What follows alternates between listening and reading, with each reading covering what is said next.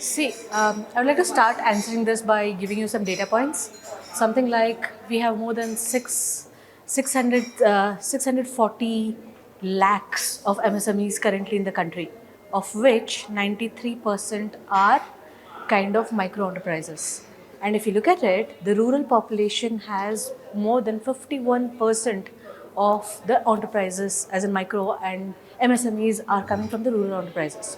So going forward in the next couple of years, you would see that the way we have this hype about all startups, we would similarly have a lot of traction happening in the MSME sector as well, because of the ease of finance, which a lot of people typically feel that the problems which MSME face at this point of time is the access to capital.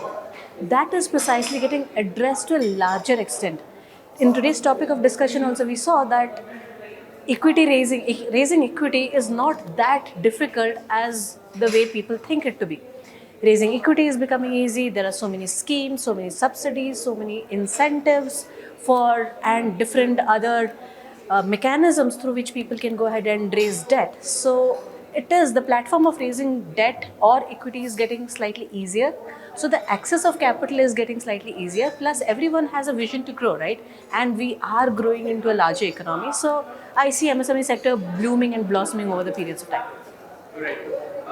What are the, if you could name a few key challenges for MSMEs and how can they handle it? For example, securing loans. Sorry? For example, something as simple as securing loans. Right. How can these challenges be handled by MSMEs? Why do people don't get loans? Because there is a huge amount of collateral which is asked. The other is the transparency and the accountability of the individual. So, as rightly said by one of the panelists, I say for example, I can raise money by just saying that I am Dr. Alaknanda, by Alaknanda, by Alkananda. There are so many different platforms, right? Different names that I can use. And for every different name, I can go ahead and raise something. And there is nothing as such by which you can track. So right now, the government has come up with so many initiatives, Udyam being one of them, where you get your ID. And with that, the transparency increases and the credibility of the individual also goes up. It's not necessary that you have to have 100% or 150% collateral to secure a loan.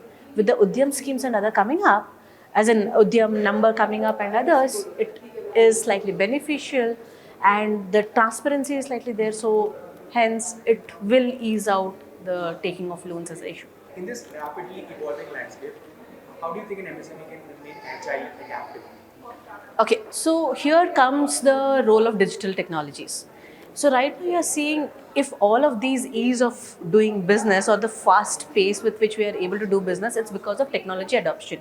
And if MSMEs have to survive and stay for the longer run, they also need to adopt to technologies. They have to go ahead and see that how they're adopting to faster payment mechanisms. They're no longer limited to their old, khata books.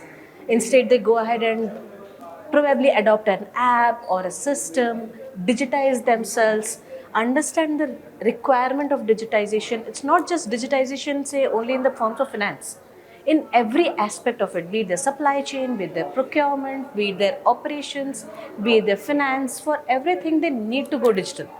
Because digital saves a lot of time, digitalization saves a lot of effort and is way, way more economical than the traditional methods of functioning.